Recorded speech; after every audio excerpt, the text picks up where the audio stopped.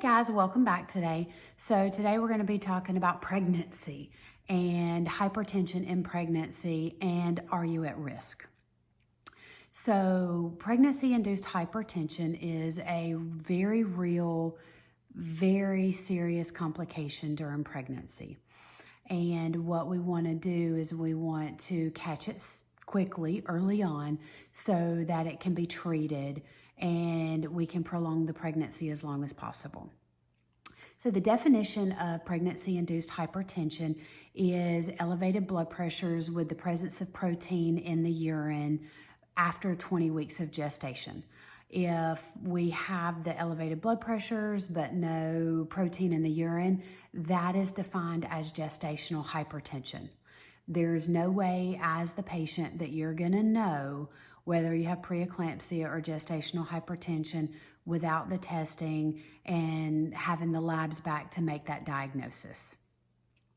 So some of the symptoms of preeclampsia can overlap with normal pregnancy symptoms, so you can have swelling. Usually with preeclampsia or gestational hypertension, women will start to notice it more in their hands, more in their face, but it can be kind of rapid onset if noted in the legs. Elevated blood pressures, headaches that don't go away with Tylenol, rest, hydration, or eating. So those are going to be some things to kind of look out for. You're also going to keep an eye out for any visual changes, any double vision, blurred vision, seeing spots, anything like that. Pain in the upper part of the right chest that's not associated with the baby's movements. So what you're going to do is you're going to be checking your blood pressure at home. You're going to call your provider with blood pressures greater than 140 over 90. The 140 is called the systolic blood pressure. So you can have an elevated systolic blood pressure and a normal diastolic blood pressure. And diastolic is that number on the bottom. You can have a normal systolic with a diastolic over 90. So if you have any of those combination, you want to call your provider and follow up sooner rather than later. Some testing that we can do to see if we have a gestational hypertension or preeclampsia diagnosis are going to be some blood work and check your platelets, check your liver enzymes, having you do a 24-hour urine where you collect your urine at home for at least 24 hours, and then we send it to the lab to see if there's any protein in the urine. And this also tells us how well the kidneys are working. And then just keeping a blood pressure log. So you want to check your blood pressure twice a day and keep that log if there's any concern for blood pressures.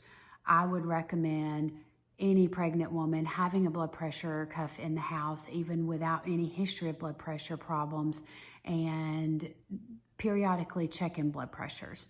Now, women that are more likely to develop preeclampsia are going to be your over 35 mamas. Mamas pregnant with more than one baby. Mamas pregnant with their first baby or their first baby with a new partner. Mamas that have a child at home that is 10 years of age or older. In vitro pregnancies, obesity. African American women are at increased risk for developing preeclampsia, and women of low socioeconomic status. So you want to make sure that you, with any symptoms that you might develop that you're not sure about, contact your provider. Be persistent. If you don't feel like you're being heard or your blood pressures are going up and it's not being addressed. So make sure that you say something. So complications of preeclampsia in pregnancy. Fetal growth restriction. We call it IUGR or intrauterine growth restriction, and that's where baby doesn't grow appropriately because of the increased resistance in the blood vessels, and the baby is getting decreased nutrients and oxygen that are necessary for normal, proper growth. Placental abruption is a risk, and what that is if the placenta separates from inside the uterus and it kind of starts to tear away from the uterine wall, then that can cause hemorrhage. Baby could bleed out and die in utero, and if the bleeding is severe enough, not caught in time, mom could possibly bleed to death also. You can develop something called HELP syndrome, and that's where your red blood cells start to break down, your liver enzymes go up, your platelets drop, which can increase your risk for maternal hemorrhage also. Long-term risks are increased risk of cardiovascular disease for mama, because the pregnancy and the preeclampsia are so hard on the body that the maternal cardiovascular system can't fully recover, and you go on with long-term effects. It is fairly common that women will go on to develop chronic hypertension or elevated blood pressure after delivery, because the blood pressure does never return to baseline. So there's a lot of different complications that can happen. Treatment. How do we treat preeclampsia during pregnancy? The only cure is delivery. It's the only way to cure it. Now, women that are high risk for developing preeclampsia in pregnancy will start with baby aspirin once a day at 12 weeks, the 81 milligram tablet. It comes in multiple forms. There's a enteric coated, there's a chewable, there's a swallow. It doesn't matter. Baby aspirin once a day along with your prenatal vitamin. Early monitoring of blood pressures, even in the absence of any symptoms, check your blood pressure. Like I said, once or twice a week, that will kind of just give you an idea if everything's okay. You're not hurting anything.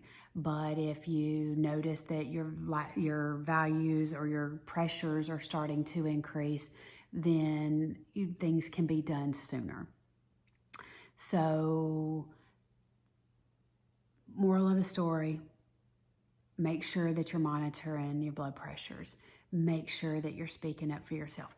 Make sure you're going to your prenatal visits. And if you have any concerns, any questions, call your OB. That's what they're there for. They're there to take care of you, and you need to make sure that you are persistent and that you are heard so that you are safe. So we'll end that discussion here.